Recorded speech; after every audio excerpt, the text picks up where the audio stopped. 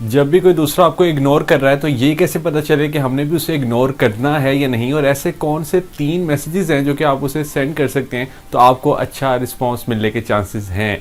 सबसे पहले हम बात करें कि जब आपकी किसी दूसरे के साथ लड़ाई होती है, कोई कन्फ्लिक्ट होता है, कोई आर्ग्यूमेंट होता है और उसके बाद दूसरा चुप हो जाता है या आपको इग्नोर करना स्टार्ट कर देता है, तो ये बात तो हमें अंडरस्टैंड कर लेनी चाहिए कि अब यहाँ पर साइलेंट ट्रीटमेंट बेस्ट है। यहाँ पर कोई मैसेज करने की भी ज़रूरत नहीं है, थोड़ा सा दूसरे को स्पेस दे देनी चाहिए। इससे इमोशंस ठंडे हो जाते हैं, आपको सुकून मिल जाता है और लड़ाई भी ख़त्म हो जाती है वक्त के साथ साथ, और चीज़ें हैंडल की जा सकती हैं। बाद में जो भी मसला होता है उसको सेटल डाउन किया जा सकता है डिस्कस करके। बट अगर आपको पता ही नहीं है, out of nowhere suddenly कोई दूसरा आपको इग्नोर करना स्टार्ट कर देता है, तो सबसे पहले तो आपको ये देखना है कि वो सोच क्या रहा है। तो आप उसको एक मैसेज ये कर सकते हैं कि क्या आप मेरे साथ अपनी थिंकिंग शेयर कर सकते हैं।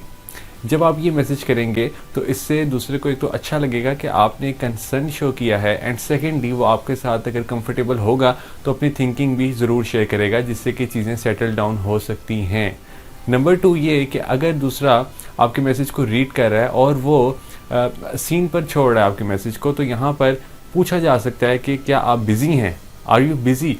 इससे क्या होगा कि इससे आपको एक क्लियर कट आंसर मिल जाएगा कि दूसरा शख्स बिज़ी है और मुझे अभी उसको बार बार डिस्टर्ब नहीं करना, और अगर तब भी मैसेज का रिप्लाई नहीं आता तो फिर आपको मैसेज नहीं करना।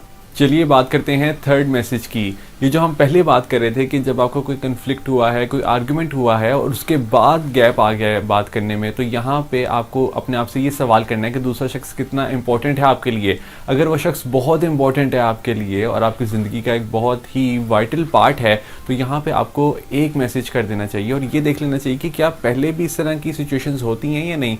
अगर पहले इस तरह की फ्रिक्वेंसी कम है तो डेफिनेटली फिर आपको यहाँ पे कंसर्न शो करना है, और आप कुछ इस तरह का मैसेज कर सकते हैं कि मैं बहुत सैड हूँ कि हम दोनों के दरमियान गैप आ चुका हुआ है, मैं बहुत सैड हूँ कि कम्युनिकेशन गैप है और मैं इस चीज़ को सेटल करने के लिए तैयार हूँ और हम इस पर बात कर सकते हैं।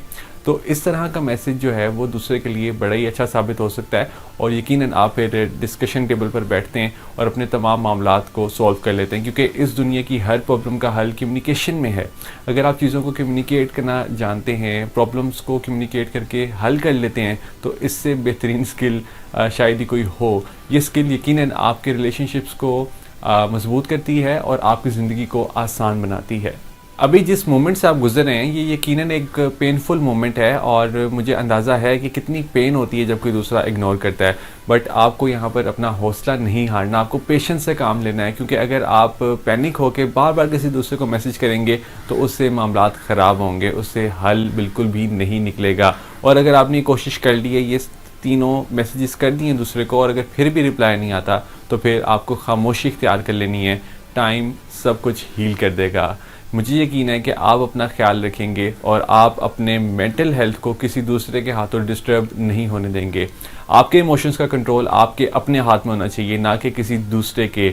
सो take responsibility of your emotions. और अगर ये फ्रिक्वेंसी पहले बहुत ज़्यादा है तो यकीनन आपको इस चीज़ को रिकन्सिडर करने की ज़रूरत है कि आया आप सही इंसान के साथ हैं।